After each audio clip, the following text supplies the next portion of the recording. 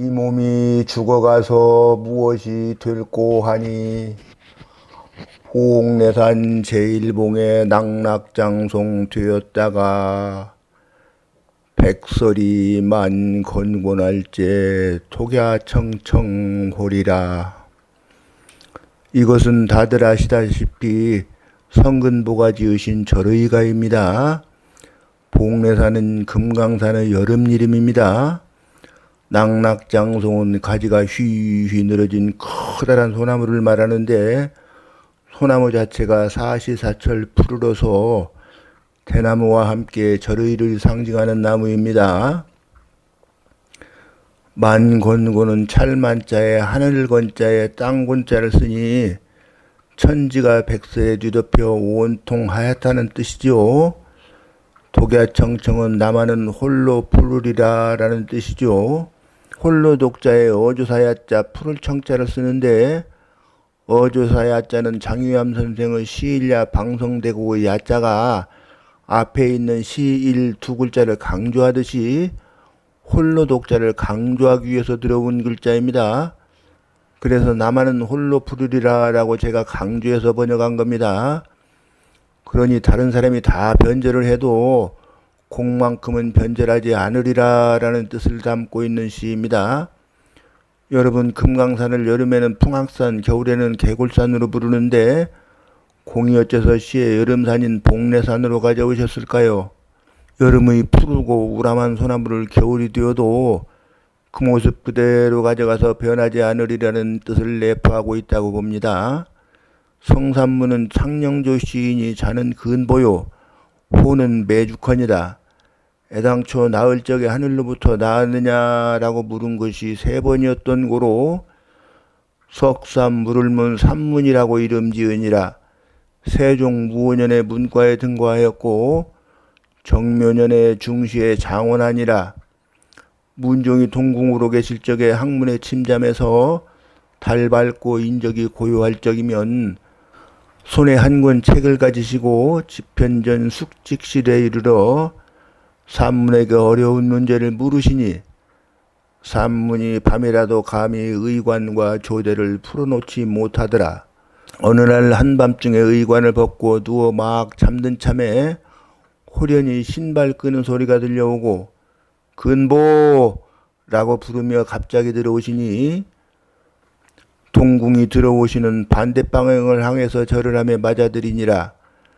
을해년에 단종이 선위하시니 산문이 동부승지로서 국세를 끌어안고 나와 통곡하더니 병자년에 상황의 보구를 모의하면서 명나라 사신을 청하여 연회하던 날에 거사하기로 기약하였는데 운검을 배제하여 거사의 불가함을 모두에게 알리는 데에 이르자 김질이 불안을 느끼어 세조에게 밀고 하니 세조가 산문을 불러 꾸짖자 산문이 웃으면서 그렇소이다 라고 하더라.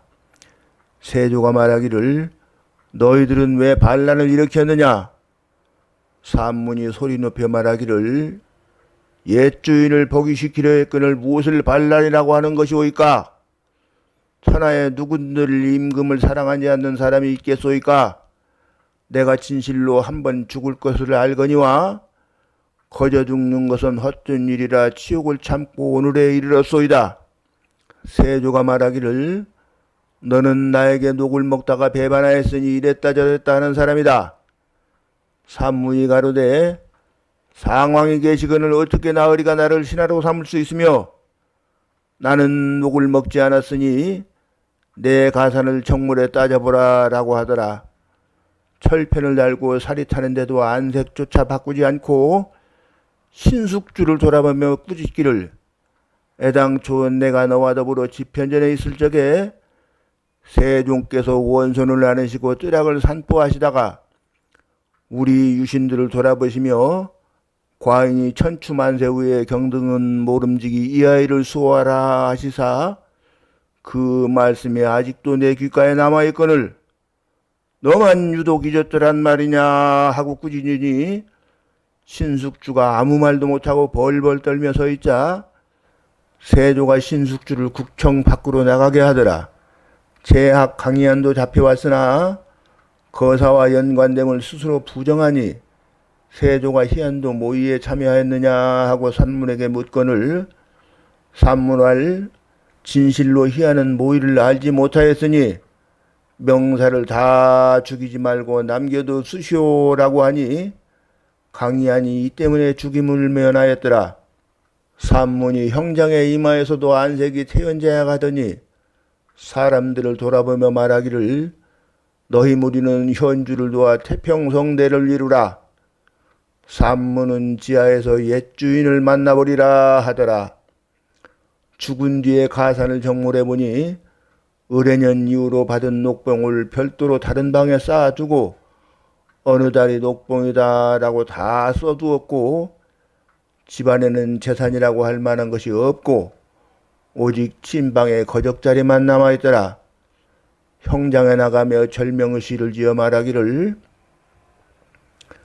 치는 북소리가 인명을 재촉하는데 서풍부로 해는 지려하누나 황천길에는 주막집도 없다는데 오늘 밤엔 누구 집에 묵어갈 거나.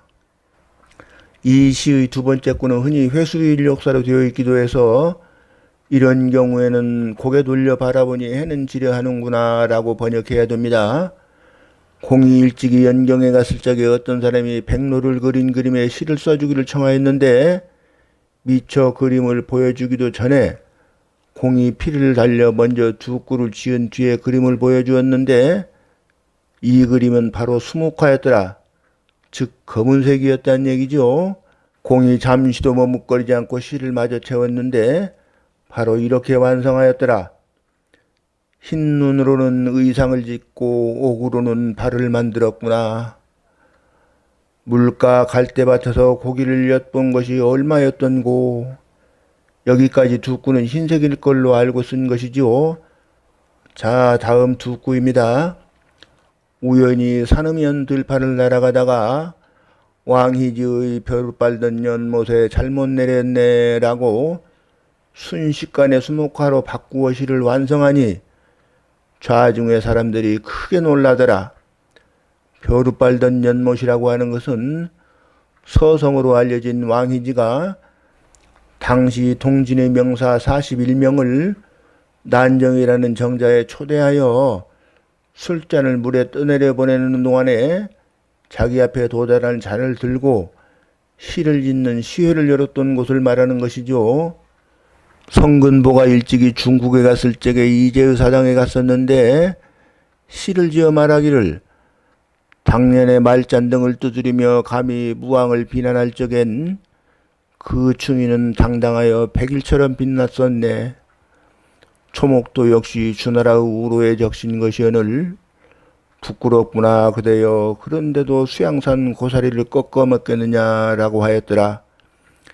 이 시는 옛날에 중학교 교과서에도 실려 있었는데 수양산 바라보며 이제를 한하노라.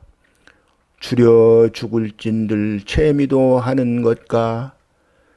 비록에 푸셋 것인들 그니따 해놨다니 라고 번역되어 있었는데 이런 걸 보면 옛날 분들의 국어 실력이 지금 사람들보다 얼마나 더 뛰어난지 절감하게 됩니다. 내 구를 새 구처럼 압축해서 저렇게 번역했는데 정말 기가 막히지 않습니까? 이제는 바로 백이와 숙제 두 사람을 말하는데 은나라의 제후국인 고죽국의 두 왕자입니다.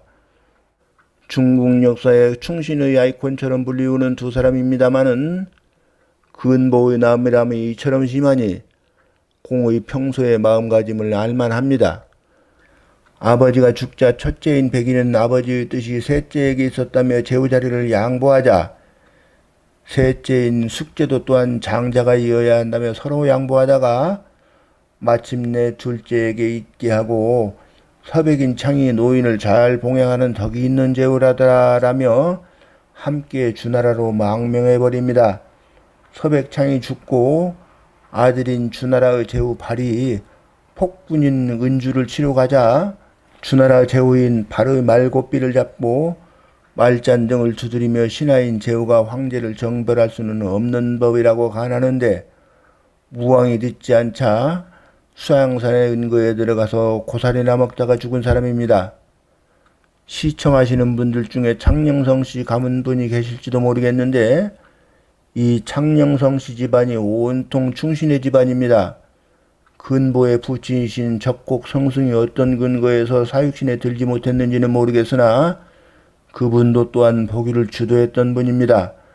또 매월당 김시습, 추강 남효원, 정간공 원호, 편안정자 정간공입니다. 정간공 조맹전, 고들정자 정간공입니다.